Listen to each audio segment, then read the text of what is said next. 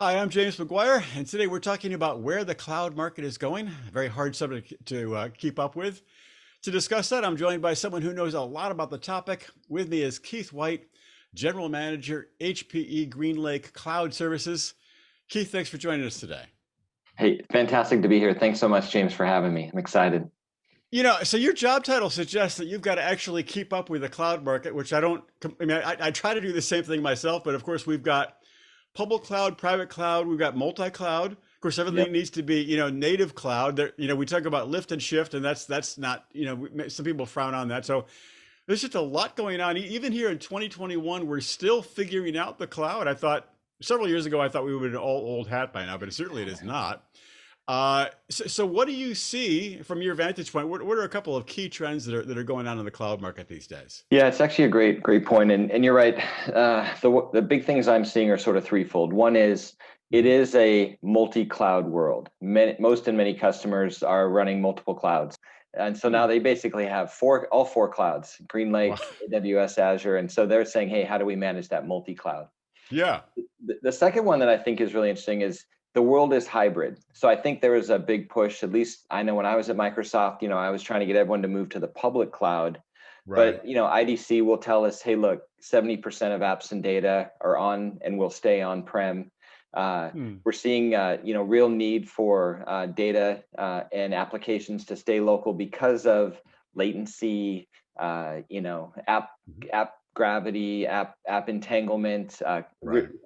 compliance, regulatory. So the world is hybrid, and it's going to stay hybrid for quite some time. And so what's really important is that we have strong integration there. And then I think the biggest thing is this explosion of data. Like it is Hmm. all about the data now. Data is the new Hmm. gold for people. Right. People are trying to figure out, how do I monetize that data? And so that's a key aspect of what we're seeing with the cloud, and how do I leverage the cloud to best analyze and make decisions with that data. Hmm. Yeah, it's interesting you talk about, the IDC figure because I've seen the Gartner figure, and I think at Gartner a couple of years back said something about by the year 2025, 80% of the data centers will be gone. I might be slightly misquoting that, but that was the intent. I mean, there was a sense that, oh, the data center is fading, but now I hear from a lot of people, oh, no, no, the data center is not going anywhere. What is your sense? I mean, is the data center here to stay, or are we in kind of a slow fade with the data center? It's actually a really good flag, James, because in essence, what's happening is customers want to get out of the data center management business, right? I Aha. don't want to have to know about gigawatts and how much do I have to pour concrete wise and what's the tax implications. So Right. what's happening is data centers are being consolidated pretty dramatically by our customers. And they're also really leveraging the colos. And so colos are Mhm. really exploding. So you think Right. about the Cyrus Ones or the Equinixes or the Stripes. I Hmm. mean, Hmm. these things are growing exponentially. And so I think people really Hmm. want to have that control of, hey, this is my environment. I can secure it, I can manage it. But I don't have to be in the data center management business. So I'd say yes, and it's being moved into other scenarios. Well, let me ask my own question for my own education about the colos and the rise of the colos. Is that why are companies using colos as opposed to simply going to one of the large, brand name cloud providers? Why go to a colo as opposed to Azure? It's a great question because I always sort of articulate an Azure and AWS as being just a big colo, right? Hey, Right. I'm colo there. Now, why they're doing it is because when you walk into the data center, I don't know if you've ever been into Quincy, Washington, where one of the big Microsoft data centers is at. It's Mhm. all the same, right? They has to be standardized so that they can get the economies of scale, so they Mhm. can have the consistency of management. Mhm. If I'm the CIO at Liberty Mutual, I'm looking Right. and saying, hey, you know what? I need a little different power here. I need a little different security here. I need a little bit of application. I can't have the latency that I'm seeing with that piece of it. I don't want to pay the Mhm. data egress charges. So Mhm. for me, I want my data center. And that's why we really Mhm. created HPE GreenLake, because we bring the cloud to the customer, and it becomes their cloud. They get to define it, they get to structure it so that it's going to meet their specific needs versus sort of taking what I have to with what the public cloud offers. So there's some great things to put in the cloud, but at the same time, I think that's why we're seeing the colos explode, because again, there's every business is different, everyone has different needs, and so how do they optimize Mhm. and control and structure for exactly what they need. Interesting. Okay. Well, what do you see? I mean, as the pandemic, we hope, begins to fade, are you hearing from customers, well, we really need to ramp up for later this year because we expect this kind of an economic explosion to go on? Or how do you see your customers handles what we hope is sort of the end of the pandemic? Yeah, I think the pandemic taught people a lot of things. So one, it really exposed some of the holes. All of a Hmm. sudden, when everyone is sitting at home trying to access their systems and the information and do their jobs, there was really some holes that were exposed at that stage. The Hmm. second is we've talked a lot for the last 2 or 3 or 4 years about digital transformations and Right. modernization efforts that are happening. In essence, I think what people have done coming out of that is they realize, wow, for us to really get and take advantage of that explosion that you're talking about, we really need to accelerate the digital transformation that we have. And so, how Hmm. do we get there sooner? Hmm. And then I'd say the third is I think it's really made people step back and rethink what's that new normal, right? Hmm. How do I make sure that I can manage this thing remotely? How do I make sure I can have people work remotely? A lot of companies are actually getting rid of office space and Hmm. are going to a much more edge-based scenario. Right. And so I think those are some of the things that we're seeing with customers. But yeah, there is a pretty big ramp up. We're excited about the growth that we're seeing and the dialogues that we're having with our customers about their requirements going forward. So if you're looking at some of the problems that a typical customer of yours might have, I mean, what's a classic problem that many of them are facing? Like, is it handling data? Is it realizing that maybe those apps aren't as portable as we hope they would be? What's a classic problem you hear about? Yeah, I think there's sort of two big things that we're seeing, and frankly, great timing with you and I because we had two big things. We had our Greenlake Customer Council 2 weeks ago, and then we Hmm. had our HPE Board of Advisors, which is 20 CIOs from around the world. There were two things that really popped. One was, hey, give me more insight into what's happening across my system. So help me with dashboards, Power BI type views, so that I don't want to manage it, but I want people to be able to see what's going on with them. And that could manifest itself in a chargeback or showback type scenario because most of these people are running environments as their own kind of cloud provider to their line of business or their business units. So I think that was sort of one was that set of insights. And then the third is what you and I just touched on, which is this whole idea of now that we have all this data, help me actually make decisions from it. So what are some of the Hmm. tools and resources that we need? We Hmm. just announced yesterday that Carestream, who's one of the largest X-ray and medical device manufacturers in the world, is using Greenlake's machine learning operations environment so that they can help doctors and hospital staffs make decisions much faster using AI that's coming off of those X-ray machines and those types of Hmm. scenarios. So we're seeing this big ask about, hey, yes, data is exploding, but help me get my arms around it and help me then use it to be effective decisions that can help us drive our company and our growth. Hmm. Okay. So let's talk about HPE GreenLake itself. I mean, I think there may be a sense among some that it's generally a hardware play. HPE comes in and installs hardware and manages it in the consumer's data center. But indeed, there's also a strong software element. Is it correct to think it's primarily hardware, or is it not necessarily? I think it's a great view because if you think about HPE, typically a hardware vendor, right? Hmm. Compute, storage, networking, great Right. stuff from the edge with our Aruba and Edgeline products, all the way up to the largest systems in the world with Cray and that sort of thing. Right. The reality is we're really pivoting the company to be much more of a cloud services and software company. And Hmm. so what we're really trying to do is leverage the power of what we have with all of this great hardware.